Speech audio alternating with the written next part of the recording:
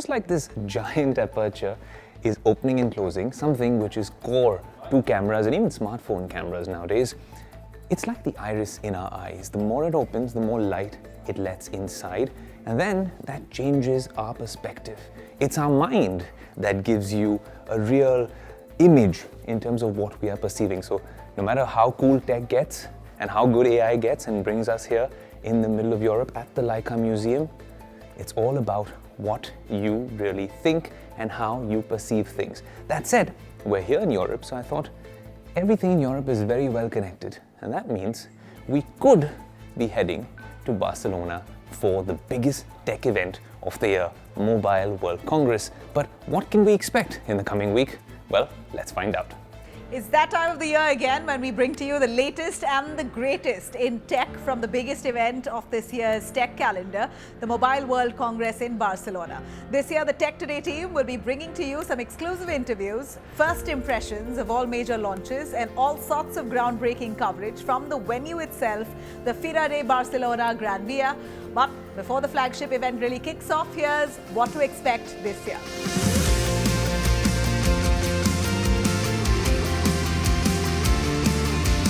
The 2023 edition of the Mobile World Congress, MWC, is all set to take place in Fira Gran Via, Barcelona from February 27 to March 2nd. And like every year, the biggest tech brands will be showcasing all sorts of smartphones, lot devices, AR and VR accessories, and 5G demos, among other things at this event. Starting off with Samsung. Samsung will be showcasing its recently launched Galaxy S23 series, which we brought to you exclusively on Tech Today from the Galaxy Unpacked event. In fact, along with that, the company is also likely to showcase various 5G technologies at the event. Also, a mega launch event that's been planned by Xiaomi, as it will be launching its flagship Xiaomi 13 smartphone. This device will house the Snapdragon 8 Gen 2 SoC with 1-inch type camera and a premium build. But that's not going to be it from Xiaomi. The company is going quite big at MWC and is likely to announce the Xiaomi Civi 2 rebranded as Xiaomi 13 Lite. Although this Lite phone might not come with the latest chipset, what it will have is its own version of Dynamic Island. Remember the small design tweak that had tech geeks really swooning over the iPhone 14 Pro? Yes, it's coming to the Android world as well.